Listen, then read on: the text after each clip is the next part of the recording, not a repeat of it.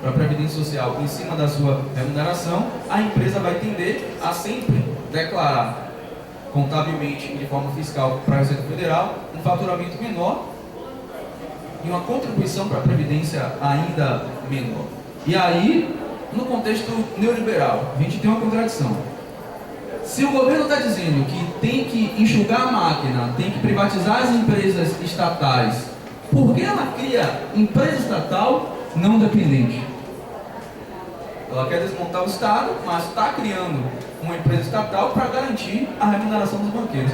Eu costumo fazer um paralelo entre os neoliberais, aqueles que defendem o Estado mínimo, para o filho pródigo. O filho pródigo, aquela passagem bíblica em que o filho sai de casa, não quer diálogo com os pais e vai ganhar o mundo. A mesma coisa é o neoliberalismo, os capitalistas. Eles não querem conta com os pais e os pais são estados. Mas quando o bicho pega, quando o filho pródigo sai, está sem o aparato dos pais, uma hora ele vai ter que voltar. O filho pródigo, quando ele se quebrou lá fora, ele voltou para quem? Voltou para os pais. O capitalismo, ele prega o Estado mínimo, Estado quase zero, intervenção estatal quase nenhuma, mas quando ele se quebra, no momento de crise, os banqueiros recorrem a quem? Ao Estado. É o Estado que ele recorre. É Estado mínimo até quando ele convém, e Estado máximo quando ele está no sufoco. Um exemplo disso foi a crise de 2008. A crise de 2008, os bancos norte-americanos que exercem influência mundial, exercendo influência sobre a dívida pública também, eles quebraram. Mas quem foi que salvou? O governo americano. Então é parecido com o Estado americano, parecido com o filho pródigo. E antes de encerrar, Lorival tocou num ponto até interessante. É necessário auditar essa dívida, porque boa parte da dívida que a gente paga hoje foi prescrita. Ou seja, quem detém os contratos e os títulos da dívida pública, o direito de cobrar, eles perderam o seu direito de cobrança da dívida pública. Prescrição é quando você tem o direito de cobrar, mas se passar um determinado tempo, você vai perder esse direito de cobrança. E boa parte da dívida pública brasileira, principalmente a dívida externa, ela foi prescrita antes do governo FHC e durante o governo FHC também. Hoje a gente paga, boa parte da dívida externa que a gente paga é uma dívida em que os banqueiros e os credores não têm mais direito de cobrar. E em 2009, 2010, quando foi feita a CPI da dívida pública, e nós participamos enquanto Auditoria Cidadã, através de nossa coordenadora nacional, Maria Lúcia Fatorelli, nós tivemos a oportunidade de comprovar que essa dívida está prescrita, só que o resultado dessa CPI, como o Bernardo colocou, ela nunca foi votada na Câmara dos Deputados, 3 sessões esvaziadas, porque os banqueiros fizeram logo para os deputados não votarem. Nós pegamos todo o resultado da CPI, protocolamos do Ministério Público Federal, e todo o resultado, mais de 1000 páginas, está no site da Auditoria Cidadã.org.br, só que o Ministério Público, até hoje, infelizmente, engavetou os 2 processos e que comprovamos, através de técnica contábil, através da auditoria, de que essa dívida é ilegal, ilegítima e boa parte foi prescrita. Aí a Maria Lúcia Fatorelli, o Lorival bem lembrou aqui na mesa, que no processo de CPI, ela encontrou com o Armínio Fraga. Armínio Fraga é um dos grandes representantes do capital financeiro aqui no Brasil. E Fatorelli questionou para ele, né? Ô Armínio Fraga, nós temos grandes indícios de que a dívida pública aqui no Brasil, grande parte, principalmente a privada, e também grande parte externa e também interna, ela foi prescrita. O Armínio Fraga olhou para Fatorelli assim, parou uns 2 minutos e perguntou: quem é você? Ela se apresentou: não, eu sou coordenadora nacional do Movimento Auditoria Cidadã da Dívida Pública. Aí ele perguntou: como é que você sabe disso? Ele negou: como é que você sabe disso? Ela falou: não, eu sou auditor, estou participando da CPI, e a Auditoria Cidadã, através da CPI, teve acesso à documentação, e aí comprovamos que ela foi prescrita. E aí ele deu as costas e morreu assim. Ou seja, hoje nós temos metade do dinheiro brasileiro, metade da União, e aí quando o Bernardo explica que quando o Movimento Brasil Livre, o MPL, o Movimento Brasil Livre que está, e aí é uma denúncia, está atacando as ocupações, em vários estados, atacando mesmo, atacando até fisicamente, o Movimento Brasil Livre, um movimento financiado pelo capital privado, sim, divulga que apenas 8% do orçamento é comprometido com a dívida pública. É uma mentira, porque eles sequer têm um trabalho de acessar o site do Banco Central. São as séries históricas do Banco Central que diz que em 2015 43% foi comprometido para pagamento do serviço da dívida pública. Não é a auditoria cidadã que está dizendo, é só pegar as séries históricas e ver o quanto foi pago. Mas a rolagem da dívida não é a única parte da dívida que é paga. Existem os outros mecanismos que a gente viu aqui. Por exemplo, os juros sobre juros. Quanto mais se paga uma dívida, é por isso que a gente tem que fazer uma auditoria para ver o contrato. Como é que você faz uma dívida com juros flutuantes? Juros flutuantes é quando você pactua nesse determinado ano juros de, por exemplo, 5%. E ao seu maior prazer, lá para junho, você aumenta para 10%, sem consultar nem a população. Esse mecanismo de juros sobre juros, sem nenhum controle, é apenas um dos mecanismos que comprovam que não é só a rolagem. É uma confusão que até o próprio MBL, outros organismos financiados, estão colocando, e a gente da auditoria cidadã fica até feliz, porque se eles estão rebatendo nossos dados, é porque minimamente, a gente, com todas as nossas limitações, estamos conseguindo conscientizar a população. Minimamente. Se eles estão se dando o trabalho de rebater os nossos dados, é porque minimamente a gente está conseguindo mobilizar. E para finalizar, Kátia, né? Kátia, quando Kátia coloca, é possível fazer acontecer uma... Se acreditamos que podemos fazer uma auditoria da dívida pública, não é uma questão apenas de acreditar, é uma questão de necessidade. Nós somos um país com a terceira maior reserva de petróleo do mundo. Nós somos um país com a maior reserva de nióbio do mundo. O nióbio é um mineral extremamente estratégico, porque sem o nióbio você não tem avião no céu. Sem o nióbio você não tem celular. Sem o nióbio você não tem satélite. Nós temos a maior bacia de água potável do mundo, a maior reserva. Nós temos uma fauna, uma flora, uma riqueza humana e cultural, uma integração nacional. Um país com o tamanho do Brasil, continental, fala a mesma língua. A mesma língua.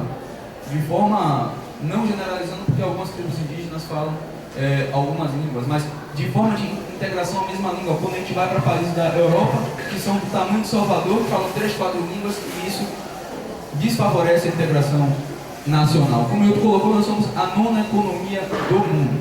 Um país rico, com tantas riquezas, por que passa necessidade? Porque infelizmente hoje todo brasileiro só tem direito a metade do país. Porque quando você tem metade do orçamento, metade do dinheiro público comprometido com pagamento para banqueiro lá fora, é porque nós estamos perdendo metade do direito ao país que temos, que é nosso. Logo, a auditoria da dívida pública não é um desejo nosso, é uma necessidade. Principalmente em momentos como esse, em que há uma crise mundial, mas uma crise seletiva, onde o governo, a cada dia mais, corta de setores básicos, saúde, educação, funcionalismo público, e como o Bernardo colocou aqui, contraditoriamente, o lucro dos bancos só cresce. A auditoria cidadã da dívida pública, só para se ter uma noção, ela já aconteceu no Equador. Aconteceu no Equador, e como o Bernardo colocou, pela primeira vez na história daquele país, os gastos sociais foram maiores do que o serviço da dívida pública. A auditoria da dívida pública já foi feita até aqui no Brasil, através do governo Getúlio Vargas, mas eu não vou entrar no assunto, porque é uma outra questão.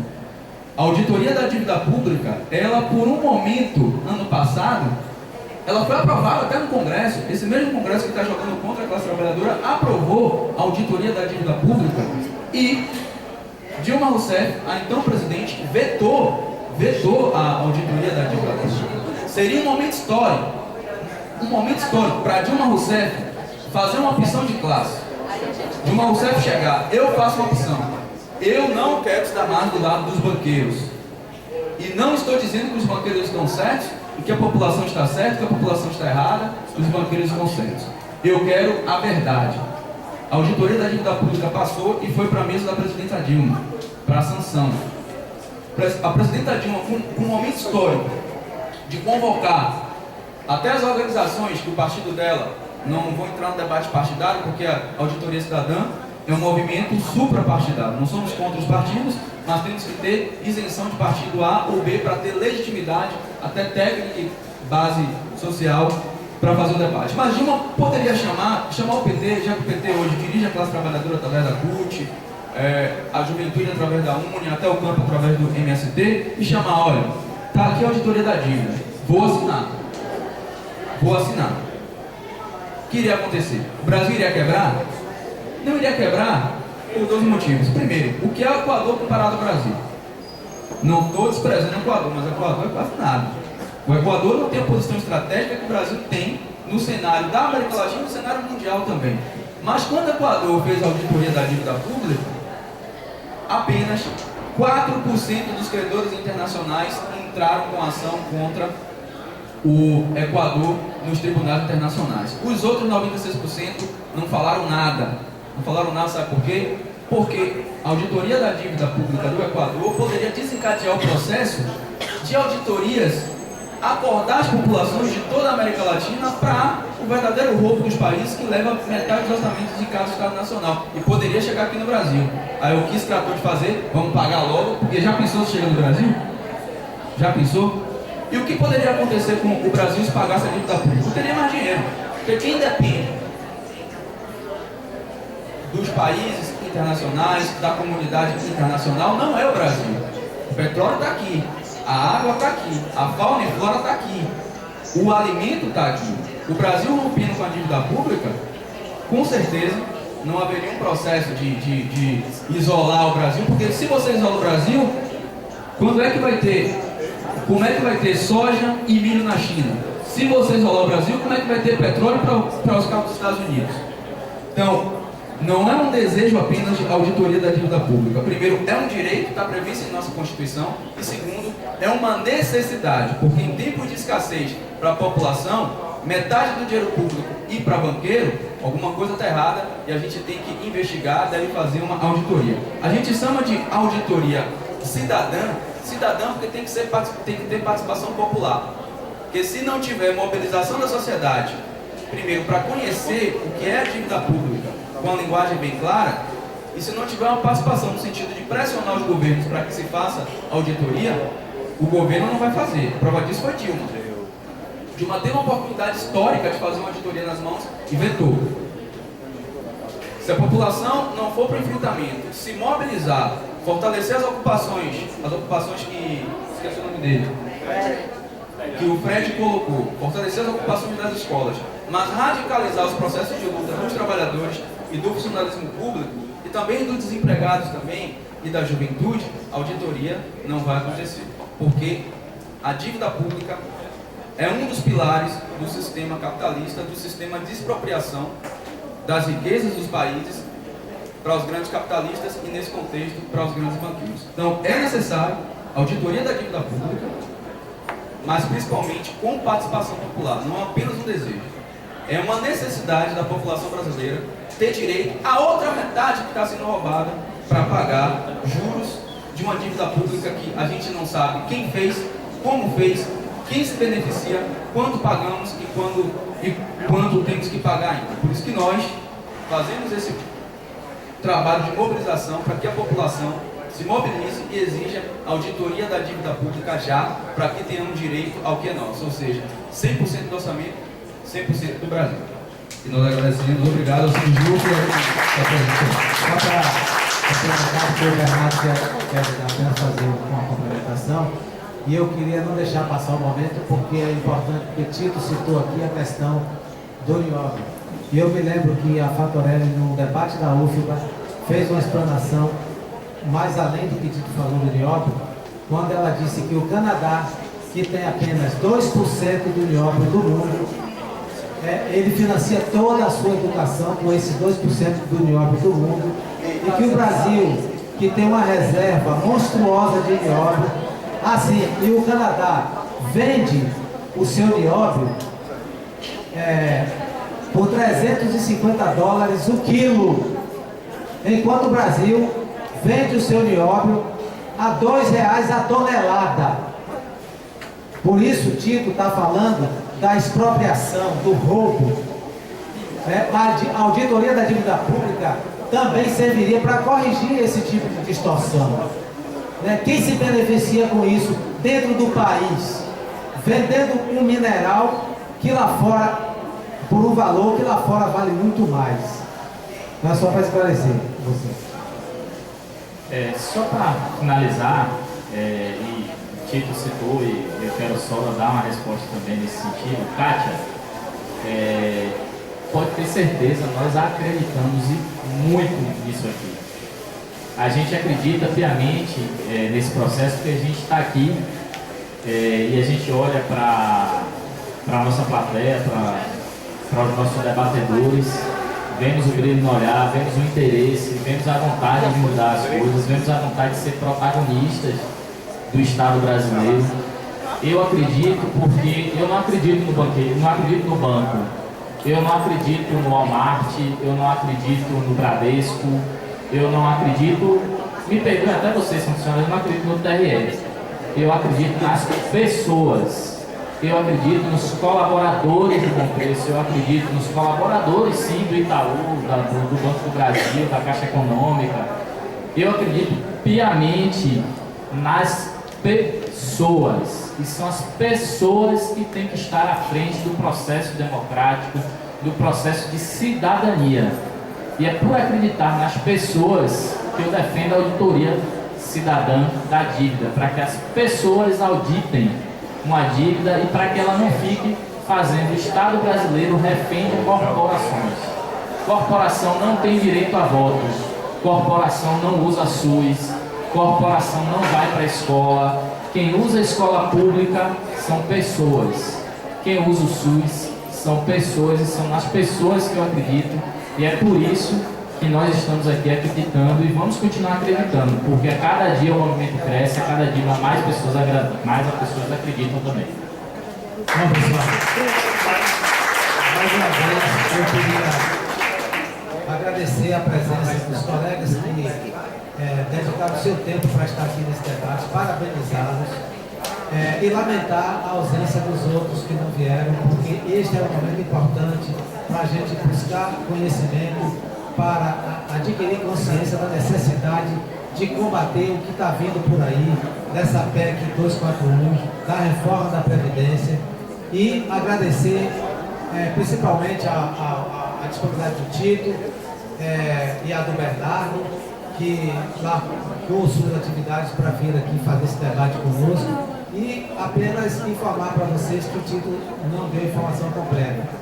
Na coordenação do núcleo baiano da Auditoria da Dívida Pública, também tem a Denise, o Tito, o Gabriel, a Priscila, e nós vamos estar incluindo o Bernardo na coordenação desse núcleo, porque o trabalho deles é muito importante. Inclusive, nós temos agora convite para fazer esse debate no Conselho Regional de Psicologia e em fevereiro ou março no Tribunal de Contas do Estado. Quer dizer, o movimento está crescente, tem convites para fazer o debate em várias cidades do interior, feira, dia 4 no Judiciário Estadual, Feira de Santana, temos convite para fazer o debate, Jequié, Vitória da Conquista. A gente está sem número de pessoas suficientes para atender a demanda que está vindo buscar esclarecimento aqui na auditoria, no núcleo da auditoria da dívida pública. Por hora nós temos como palestrantes o Tito, o Bernardo, a Priscila, o Gabriel, e estamos precisando de mais gente para realizar esse trabalho. E dito isso, queremos encerrar a participação nossa, de todos, e avisar que tem aqui um lanchezinho aqui atrás para quem quiser participar. Obrigado.